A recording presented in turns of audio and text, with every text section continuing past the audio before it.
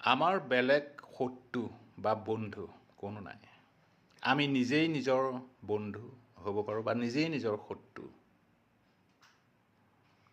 আমি যদি আমাৰ মনটোক নিয়ন্ত্ৰণত ৰাখিব পাৰোঁ, তেনেহ'লে আমি নিজেই নিজৰ বন্ধু হৈ পৰিম। আৰু যদি মনটো আমাৰ কণ্ট্ৰলত নাথাকে, নিয়ন্ত্ৰণত ৰাখিব নোৱাৰোঁ, আমি নিজেই আমাৰ নিজৰ শত্ৰু হৈ পৰিম। এতিয়া 40+ এজত বা 45+ এজত আমি ৰেড মিট বা আন কিছুমান বস্তু এৰি দিব লাগে বা কমাই খাব লাগে। যদি আমি এৰি নিদিওঁ বা কমাই নাখাওঁ, আমাৰ লিভাৰ ডেমেজ হ'ব বা আন আনুষংগিক কিছুমান বেমাৰে দেখা দিব। আমি ৰোগীয়া হৈ পৰিম কম বয়সতে। আকৌ এতিয়া ব'ৰ্ড এক্সাম বা স্কুল এক্সামবিলাক আহি আছে।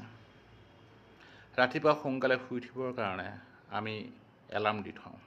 এলাৰ্ম বজাৰ পিছতো আমি আমাৰ মনৰ কথা শুনি আমি যদি শুই নুঠোঁ, মনটোক যদি নিয়ন্ত্ৰণ কৰিব নোৱাৰোঁ, আমাৰ পঢ়াৰ সময়খিনি কমি আহিব। বা আমাৰ টোপনিয়ে আমনি কৰিলে আমি যদি মনৰ কথা শুনি শুই থাকোঁ, মনটোক যদি নিয়ন্ত্ৰণ কৰিব নোৱাৰোঁ, তেতিয়াও আমাৰ পঢ়াৰ সময় কমি আহিব। ফলস্বৰূপে আমাৰ ফলাফল বেয়া হ'ব আৰু ভৱিষ্যতৰ জীৱনটো আমাৰ সিমান সুখকৰ হৈ নপৰিব।